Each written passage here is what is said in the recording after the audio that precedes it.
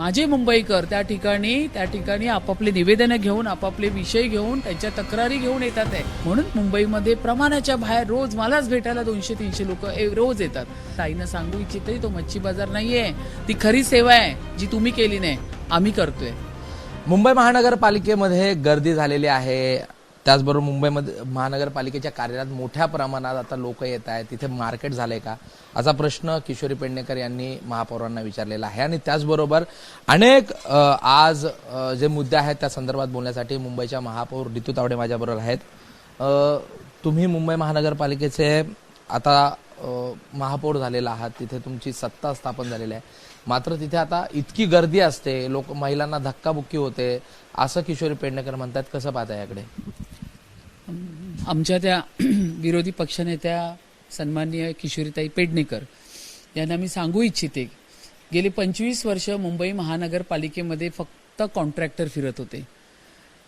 फक्त कॉन्ट्रॅक्टरलाच बोलवलं जात होतं, बसवलं जात होतं, संवाद केले जात होते. तर त्यामुळे काय झालं, त्यांना लोकांच्या सेवेची सवय नाही लागली. मुंबई महानगरपालिकेमध्ये खरं बघायला गेलं तर सामान्य नागरिक मुंबईकर येऊन त्यांच्या व्यथा, त्यांचे निवेदनं, त्यांचे जे तक्रारी आहेत ते घेण्यासाठी मुंबई महानगरपालिकेच्या ऑफिसमध्ये आपण सगळे बसलोय. पण काय करणार, ताईंना नाही माहिती, कारण ताईंनी आणि ते काय 25 वर्षात असलेल्या महापौरांनी त्या ठिकाणी सामान्य नागरिकाला येऊच दिलं नाही, त्यांच्याशी संवादच केला नाही, त्यांच्या तक्रारीच घेतल्या नाही. मग आता काय झालंय, आता ही महायुतीची सत्ता आल्यावरती, महापौर म्हणून मी बसल्यानंतर, भारतीय जनता पक्ष एकनाथ शिंदे साहेबांची सत्ता आल्यावरती या ठिकाणी लोकांमध्ये एक नवीन उत्साह तयार झालाय. आता लोकांना कळायला लागलंय की मुंबई महानगरपालिकेमध्ये आपल्या महापौर, मुंबईच्या सेवक बसलेले आहेत आणि आपले सगळे चेअरमॅन बसलेले आहेत. त्यामुळे सगळी लोक माझे मुंबईकर त्या ठिकाणी आपापले निवेदनं घेऊन आपापले विषय घेऊन त्यांच्या तक्रारी घेऊन येतात आहे. आणि त्यांच्या तक्रारीचं संपूर्ण निराकरण जे आहे ते त्या ठिकाणी होताना दिसतंय. आणि हा जो मेसेज आहे हा मुंबईमध्ये गेलेला आहे. म्हणून मुंबईमध्ये प्रमाणाच्या बाहेर रोज मलाच भेटायला 200-300 लोक रोज येतात. तर त्यामुळे त्यांना धक्का लागला असेल, म्हणून त्यांनी असं म्हटलंय की मुंबई महानगरपालिका आता काय मच्छी बाजार झालंय. ताईनं सांगू इच्छिते तो मच्छी बाजार नाहीये, ती खरी सेवा आहे जी तुम्ही केली नाही, आम्ही करतोय. कंत्राटदारांच्या संदर्भात विषय होता. त्यांनी असं देखील म्हटलेलं आहे की ब्लॅकलिस्टेड कंत्राटदारांना आता कंत्राट दिली जाणार आहेत, अशा प्रकारचे पत्र व्यवहार होत आहेत. असं काही आहे की जे ब्लॅकलिस्टेड आहेत अशा लोकांना? नाही, त्यांना काय म्हणायचं त्यांनी म्हणू दे. या ठिकाणी महायुतीची सत्ता आहे, महायुतीचा मेयर बसलेला आहे, स्टँडिंग कमिटीचे चेअरमॅन बसले आहे. ज्यांनी भ्रष्टाचार केले आहे, ज्यांनी ज्या पद्धतीने ब्लॅकलिस्ट केलं आहे त्यांना थारा दिला जाणार नाही अजिबात. आणि अशा ठेकेदारांना पुन्हा कॉन्ट्रॅक्ट दिलं जाणार नाही याची आम्ही पूर्ण काळजी घेऊ, कारण आम्ही या ठिकाणी पारदर्शी सरकार घेऊनच इथे काम करायला बसलेले आहे. त्यांनी बोलताना असा देखील एक उल्लेख केलेला आहे की जो आता मोठ्या प्रमाणात माध्यमांमध्ये देखील जातो की मुख्यमंत्र्यांनी काही भरत्या थांबवलेल्या होत्या, त्यावर तुम्ही पत्र देऊन त्या भरतींना पुढे गोहेड दिला. मात्र आता तुम्ही म्हणता की ते पत्र तुम्ही दिलेलं नाहीये, स्वाक्षरी तर तुमचीच आहे ना, अशा प्रकारचा देखील त्यांनी आरोप केलेला आहे. नाही, काय झालं, मी महापौर म्हणून बसल्यानंतर प्रमाणाच्या बाहेर लोक यायला लागलीत. आणि दुसरी गोष्ट, गेले 4.5 वर्षामध्ये मुंबई महानगरपालिका बंद होती आणि ह्याच्या अगोदरही लोकांची कामं होत नव्हती. जसं आता ताईंनी सांगितलं, मला हे आता मच्छी मार्केट वाटतंय की काय, कारण गर्दी वाढायला लागली ना. आणि मी प्रत्येकाला त्याच्या पत्रानं मी माझं कव्हरिंग पत्र देत होते. आमचे सन्माननीय मुख्यमंत्री, आदरणीय मुख्यमंत्री आमचे देवेंद्र फडणवीस साहेब यांनी स्थगिती दिली होती. ह्याचं त्या युनियनने मला अवलोकन करून द्यायला पाहिजे होतं. त्यांनी मला ते सांगायला सुद्धा पाहिजे होतं की मॅडम अशा पद्धतीची स्थगिती आहे. मी मदत करण्याच्या दृष्टीने त्याच्यावरती माझं कव्हरिंग लेटर दिलं. पण ज्यावेळी मी त्याची माहिती घेतली की मुख्यमंत्र्यांनी स्थगिती दिली आणि ह्याची पूर्ण माहिती आलेल्या त्या जे कोणी आता मी काय सांगितलं, पदाधिकारी होते युनियनवाले, त्यांनी मला त्याचं अवगत केलं नाही, म्हणून मी ते पत्र मागवून दप्तरी दाखल केलं. एकूणच त्यांनी असं म्हटलं की महापौर, अध्यक्ष आणि मुख्यमंत्री यांच्यातच समन्वय नाहीये असं यातून दिसतंय. असं काय आहे का? त्यांना सांगा, पहिल्यांदा तुम्ही तुमच्या पक्षाचं परीक्षण करा. पक्ष संपत चाललाय. तुमच्यामध्ये समन्वय राहिलाय का? नंतर दुसऱ्यांच्या ताटामध्ये बघा की आमच्यात काय राहिलं. आमच्यामध्ये चांगलं समन्वय आहे. मुख्यमंत्र्यांच्या अध्यक्षतेखाली मुंबईचे अध्यक्ष अमित साटमजी त्यांच्या मार्गदर्शनाखाली आणि मी या ठिकाणी आम्ही सगळे लोकांच्या हिताचं, लोकांना शिवरायांना अभिप्रेत असलेलं महाराष्ट्र, मुंबई आणि लोकांच्या सेवेसाठी आम्ही या ठिकाणी काम करीत आहोत. आज तुम्ही एक फेसबुकवर संजय राऊतांनाच रिप्लाय दिलाय त्यांच्या पोस्टला, की ज्या पद्धतीने ते म्हणाले की मिठी नदीमध्ये नैसर्गिक गॅस जो आहे तो सापडलेला आहे आणि त्या संदर्भात त्यांनी खोचक टीका केलेली आहे सरकारवर. त्यावर तुम्ही प्रतिक्रिया दिलेली आहे. काय नाही एवढा आता युद्धजन्य परिस्थिती असताना एकतर लोकांमध्ये एक अफवा निघाली आहे की LPG गॅस संपायला तुटवटा वगैरे आहे. अशा परिस्थितीमध्ये तुम्हाला राजकीय टोमणे कसे सुचू शकतात हा एक मोठा विषय. लोक कुठल्या परिस्थितीतून जातात आहे. एक तर तुम्ही लोकांना या ठिकाणी त्यांना विश्वास दिला पाहिजे की अशा पद्धतीची काही ज्या पद्धतीचा अफवांचा बाजार उठलाय तो नाहीये. पण आम्ही या ठिकाणी सांगतो की संजय राऊतजी तुम्ही नऊचा भोंगा वाजवताय, तुम्ही वाजवत राहा. तुम्ही सांगितलंय मिठी नदीमध्ये काहीतरी खजिना सापडलाय, तो तुम्ही त्या मिठी नदीमध्ये उडी मारून शोधा. खजिना खरोखर LPG गॅसचा असेल तर आम्ही नंतर यंत्रणा तिथे हे करून तो खजिना पण काढायचं काम करतो. अशा परिस्थितीमध्ये पण ह्या संजय राऊतांना अशा पद्धतीचे सुचतात कसे टोमणे, आधी मला हा खरोखर विचार करण्यासारखी गोष्ट आहे. मी तुमच्या माध्यमातून सांगते असं अफवांना बळी पडू नका. अगदी व्यवस्थित गॅस पुरवठा चालू आहे. फक्त एवढंच सांगितले गेले मुख्यमंत्र्यांकडनं, या ठिकाणी केंद्रीय मंत्री त्यांनी सुद्धा सांगितलेलं आहे की अफवांना बळी पडू नका, कारण काळा बाजार होतोय खूप मोठा. ह्या लोक पॅनिक झाली आहे, त्याचा फायदा जे माफिया आहेत LPG माफिया ते उचलण्याचा प्रयत्न करतात आहे. एवढंच सांगितलंय की शहरामध्ये 25 दिवसानंतर तुम्हाला बुकिंग केल्यानंतर 25 दिवसात आणि ग्रामीणमध्ये बुकिंग केल्यानंतर 45 दिवसात तुम्हाला LPG गॅस सिलेंडर मिळणार. तर अशा कुठल्याही अफवांना बळी न पडता लोकांनी शांत बसावं. चांगली परिस्थिती व्यवस्थित तुम्हाला सगळ्या गोष्टी तुमच्यापर्यंत पोहोचणार.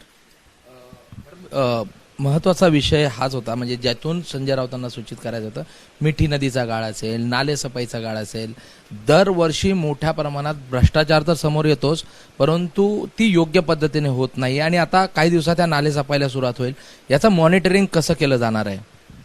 मी कालच मान्सून पूर्व नालेसफाईची पूर्ण एक मुंबई महानगरपालिकेमध्ये मोठी बैठक घेतली, ज्याच्यामध्ये मी सगळ्या AMCना बोलवलं होतं. सगळ्या DMC आलेले झोनचे आणि सगळे सहाय्यक आयुक्त, त्याचबरोबर आमचे सभागृह नेता होते, स्टँडिंग कमिटीचे चेअरमॅन होते, शिक्षण समितीच्या अध्यक्ष होत्या, सुधार समितीच्या अध्यक्ष होत्या.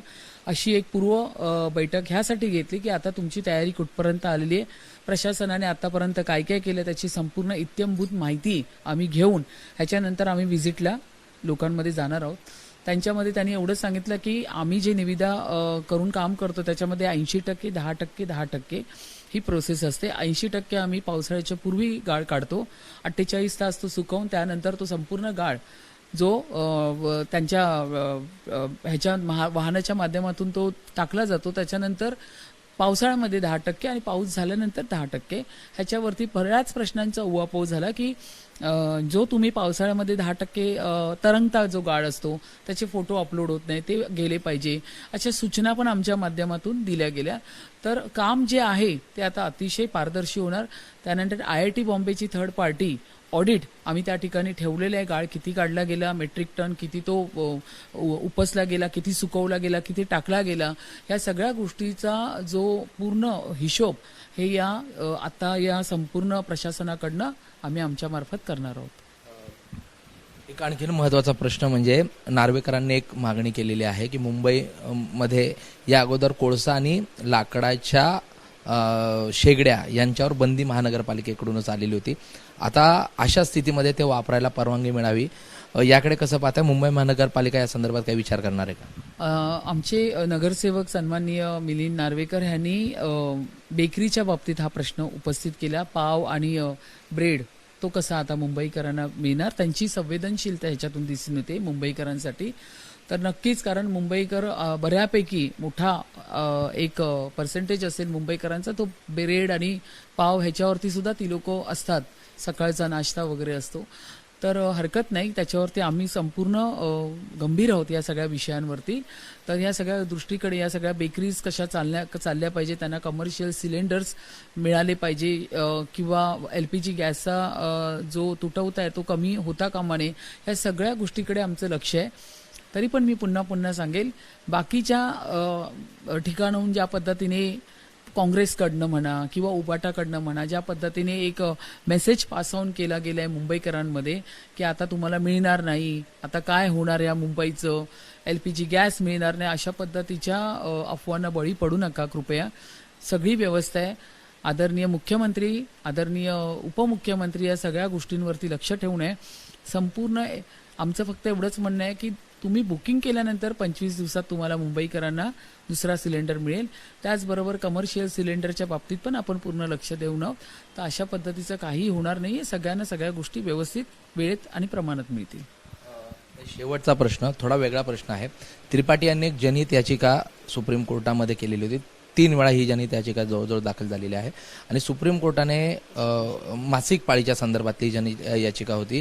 महिलांना मासिक पाळीच्या दरम्यान सुट्टी मिळावी या संदर्भातली याचिका होती. मात्र सुप्रीम कोर्टाने ती फेटाळून लावत असताना महिलांना कुठेतरी कमजोर करण्यासारखी ही याचिका आहे असं देखील म्हटलेलं आहे. तर कसं पाहता, एक महिला म्हणून या अगोदर तुम्ही महिलांचे अनेक प्रश्न जे आहेत ते पुढे आणलेले होते. सन्माननीय सुप्रीम कोर्टाने ज्या पद्धतीत निर्णय दिला तो योग्य आहे.